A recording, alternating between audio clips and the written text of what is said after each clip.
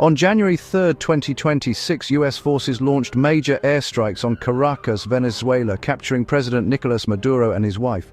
This is the biggest US military action in Latin America since Panama, and it's been condemned worldwide as a violation of international law.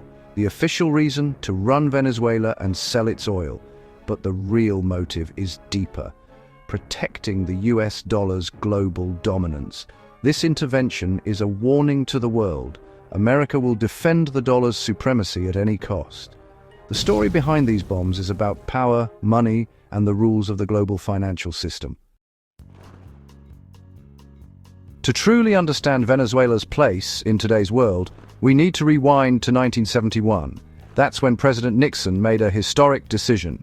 He ended the dollar's link to gold, a move that would reshape the global economy for decades to come. Suddenly, the world's reserve currency was backed by nothing but the promises and credibility of the United States government. To secure the dollar's dominance, the US struck a secretive deal with Saudi Arabia. In exchange for military protection, the Saudis agreed to sell their oil exclusively in dollars. Soon, OPEC nations followed suit, and the petrodollar system was born, forever linking oil and the US dollar. This forced every country on Earth to buy US dollars just to purchase oil, cementing America's economic power and influence worldwide. The US could now print money, run up massive debts, and the rest of the world had little choice but to play along, fueling American prosperity. Venezuela, sitting atop the world's largest proven oil reserves, became a crucial player in this global system, whether it wanted to or not.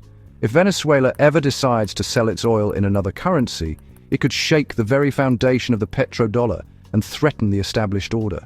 That's why what happens in Caracas isn't just local news, it matters to the entire world, with consequences that ripple far beyond Venezuela's borders.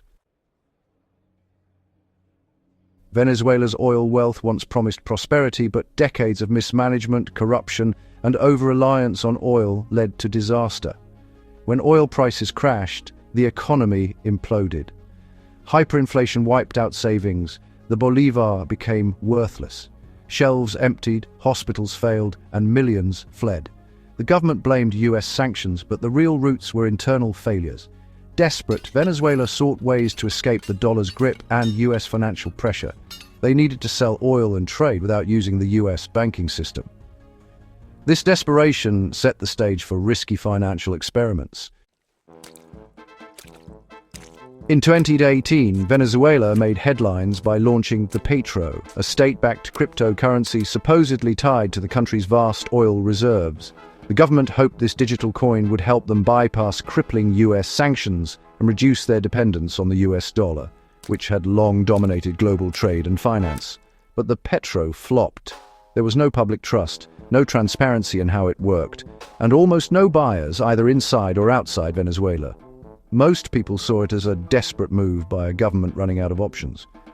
Meanwhile, US sanctions cut Venezuela off from global banking networks and the SWIFT system, making it nearly impossible for the country to access international funds and crippling its already fragile economy. In response, Venezuela tried selling its oil in Chinese yuan, directly challenging the petrodollar system and hoping to find new lifelines through alternative currencies and trading partners. But the global oil market still runs almost entirely on dollars. Switching to other currencies proved nearly impossible, as most buyers and sellers were unwilling to take the risk. These bold moves failed to save Venezuela's economy or pose any real threat to the dollar's dominance in world markets, leaving the country in deeper crisis. The world watched as Venezuela's economy unraveled under the weight of relentless sanctions, failed financial experiments, and soaring inflation that devastated ordinary families. The message was clear. For now, breaking free from the dollar's grip is nearly impossible, no matter how desperate the circumstances. Washington saw Venezuela's moves as part of a global trend, one that threatens the very foundation of America's economic influence. In recent years, the world has witnessed a growing chorus of nations questioning the dollar's dominance, seeking alternatives that could shift the balance of global power. China, Russia, and others are pushing to reduce reliance on the dollar. Their efforts include forging new trade alliances, developing digital currencies, and even settling oil trades in non-dollar terms, moves that directly challenge the status quo. The 2026 intervention is America's answer, a calculated show of force designed to protect the petrodollar system and remind the world of US military and economic reach.